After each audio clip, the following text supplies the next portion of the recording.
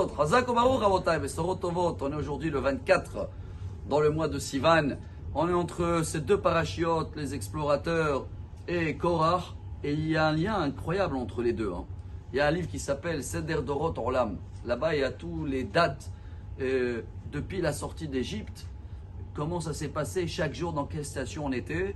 Et vous allez voir que là-bas, tout de suite après la faute des explorateurs, c'est arrivé cette histoire, cette marloquette de Korach, avec qui, c'est même pas marqué Korach avec Moshe, parce que c'est Korach avec lui-même à la fin. Et Rashi, le premier Rashi dans la paracha de Korach, il dit, paracha zo, yafen idreshet be midrash tanchuma. C'est une paracha qui a plein des midrash très très beaux. C'est rare que Rashi, il nous dit qu'il y a des très beaux midrash. Ça, vous le savez, quand vous ouvrez des midrash, vous allez voir les histoires depuis la création du monde, ils sont extraordinaires. Mais selon la Chassidoute, la paracha de Korach, c'est la paracha des histoires. Comme c'est une paracha qui est tout le temps d'actualité, malheureusement, il y a tout le temps des histoires autour de nous.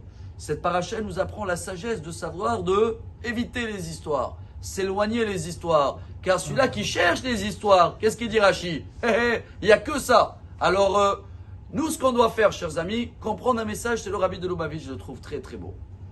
Comme hier, on a parlé du Rabbi qui a dit que c'était une journée, les portes du ciel sont ouvertes et on peut demander ce qu'on veut. Mais aujourd'hui, on va comprendre comment demander les choses.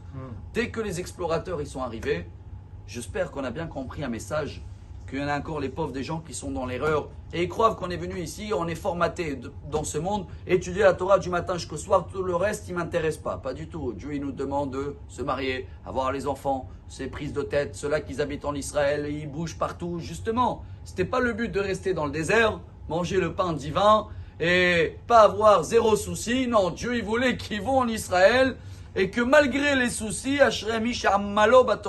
malgré l'ajout ou le fardeau, ils arrivent quand même à être connectés avec Dieu. Donc, ils ont compris que qu'est-ce qui est plus important vis-à-vis de Dieu? L'étude de la Torah ou l'action? L'étude sans l'action, ça ne veut rien dire. Quelqu'un, il peut être philosophe de Torah, il peut tout connaître, mais quand il faut aider quelqu'un, il dit non, moi je suis en train d'étudier, je ne le vois pas. Hachem Ishmor, c'est très grave.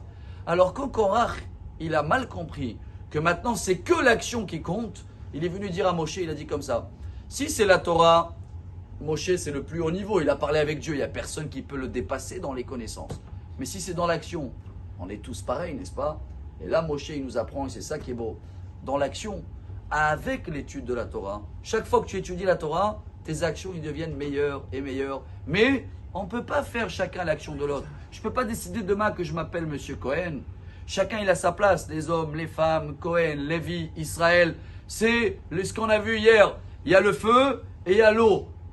Les deux, s'il n'y a pas une séparation avec la marmite, alors il n'y a pas le shalom, il y a des limites. Korach, il voulait enlever toutes les limites. Alors sachez le message d'aujourd'hui, chers amis. Dans n'importe quel endroit où il y a une histoire, il n'y a plus de limites et ça fait la marloquette, c'est pas du tout le shalom. Quand on voit où il peut avoir quelque chose, on s'éloigne et on essaye avec l'étude qu'on étudie chaque jour de faire des meilleures actions. Et comme ça, Bezrat Hashem, on sera toujours dans le shalom. Amar Rabbi Elazar, Amar Rabbi